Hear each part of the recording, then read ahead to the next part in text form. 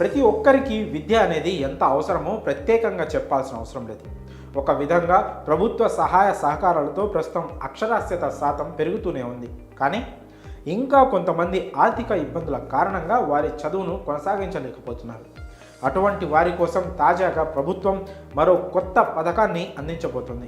ఈ క్రమంలో బలహీన వర్గాల విద్యార్థుల కోసం భారత ప్రభుత్వం కొత్త స్కీమ్ను స్కాలర్షిప్ రూపంలో అందించబోతుంది. దాని పేరే PM young achievers scholarship award scheme for vibrant India.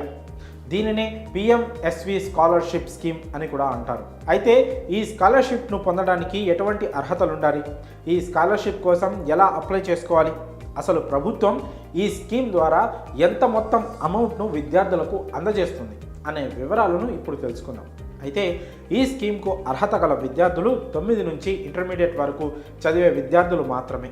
కాగా వీరిలో 9, 10వ తరగతి చదివే విద్యార్థులకు ఏటా 75,000, ఇంటర్మీడియట్ విద్యార్థులకు ప్రతి ఏటా 1.5 లక్ష ఆర్థిక సాయాన్ని ఈ స్కాలర్షిప్ స్కీమ్ ద్వారా ప్రభుత్వం అందించనుంది.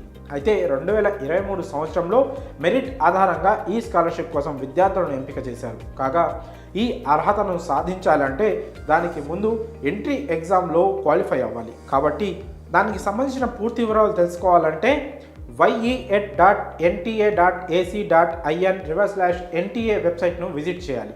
ఇక ఈ స్కాలర్షిప్ కోసం ఎలా అప్లై చేసుకోవాలి, ఎవరు అర్హులు అనే విషయాలను చూద్దాం. పిఎంఎస్ఎస్వి స్కాలర్షిప్ స్కీమ్కు ఆర్థికంగా వెనుకబడిన తరగతులు, సంచార, పాక్షిక సంచార జాతులు, డీనోటిఫైడ్ తెగలకు చెందిన 9వ తరగతి నుండి 12వ తరగతి వరకు అర్హులైన విద్యార్థులు పొందవచ్చు. కాగా దీనికోసం వారి కుటుంబ వార్షిక ఆదాయం 2.5 లక్షల లోపు ఉండాలి.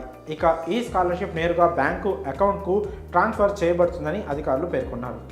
దీనిని ఎలా అప్లై చేసుకోవాలంటే ముందుగా సోషల్ జస్టిస్ అండ్ ఎంపవర్మెంట్ వెబ్సైట్కి వెళ్ళాలి. ఆ తర్వాత అక్కడ కనిపించే PM young achievers scholarship award scheme లింక్పై క్లిక్ చేయాలి. ఆ పేజీలో సూచించబడిన విధంగా అర్హుల వివరాలను నమోదు చేయాలి.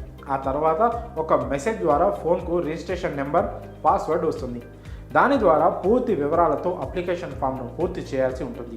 మరి ఆర్థికంగా వెనుకబడిన విద్యార్థుల కోసం ప్రభుత్వం ప్రవేశపెట్టిన ఈ స్కీమ్పై మీ అభిప్రాయాలను కామెంట్స్ రూపంలో తెలియజేయండి. అలాగే ఈ వీడియోను మరింత మందికి షేర్ చేసి పేద విద్యార్థుల ఉన్నత చదువులకు సహాయం చేయండి.